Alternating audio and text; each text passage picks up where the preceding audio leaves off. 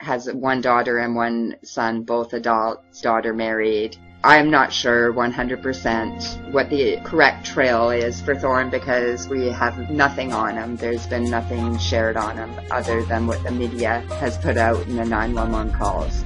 So thank you for your interest in Sandy Hook. Take care.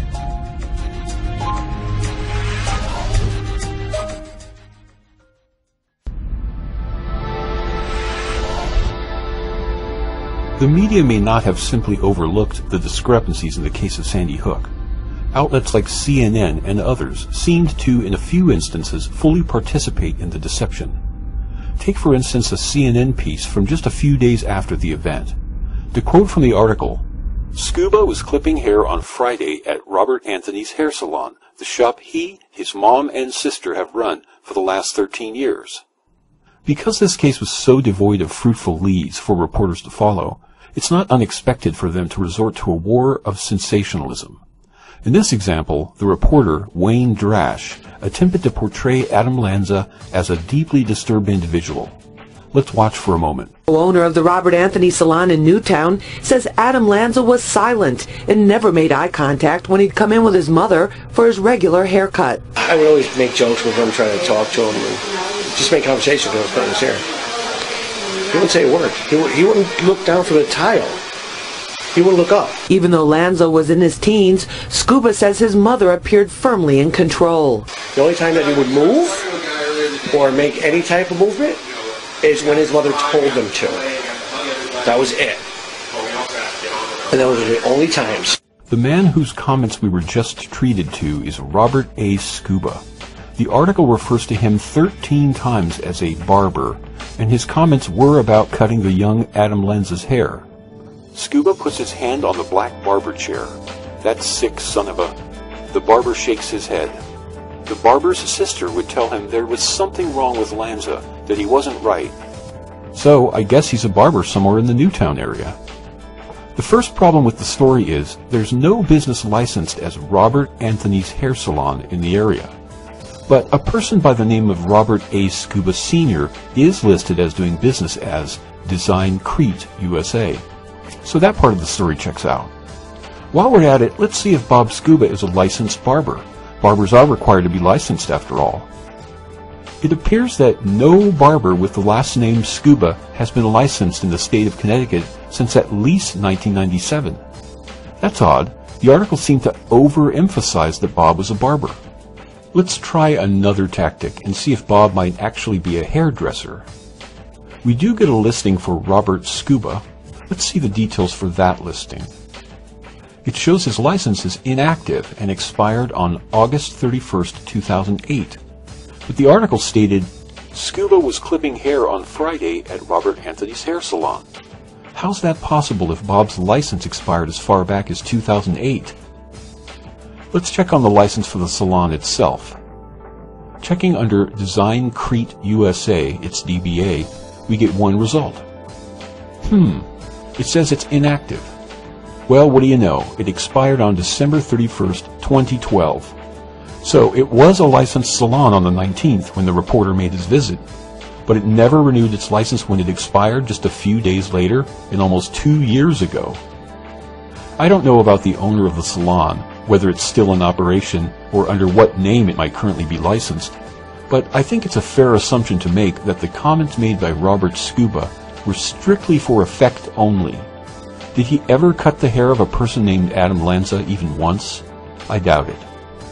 I'll conclude this line of investigation with another quote from the CNN article. I wish I would have killed him then, he says. Or he should have killed himself a long time ago. He would have saved us all the trouble.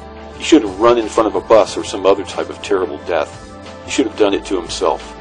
It would have saved all those kids and parents the trouble. I should have slipped and stabbed him by accident. It would have been a lot better for those people.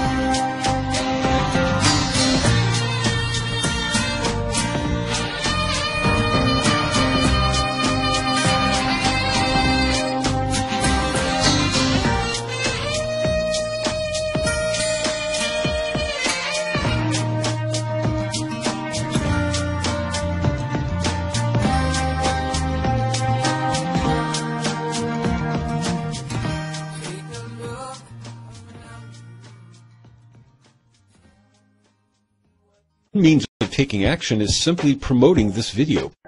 As you can see, there are a ton of built-in social media platforms. Another way to share the video is by good old email. But don't stop at Facebook and Twitter. Remember, you can also quickly share the video through Google+, Blogger, Reddit, Tumblr, Pinterest, etc. The next way in which you can take action is by sharing our video and our website by posting one of our ad bombs to your Facebook page, social media feed, or blog. But before we look at those, we need to introduce you to the website.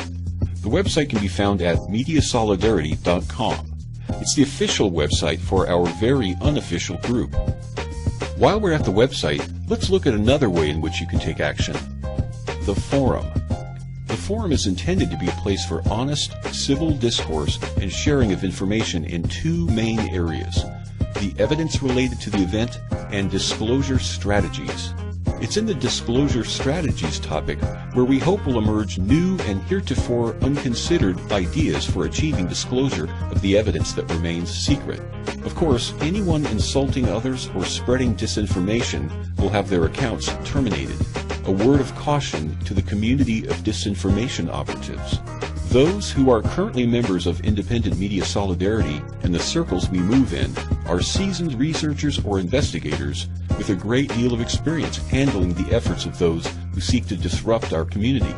Employing similar tactics here is at least a waste of time and at most ill-advised.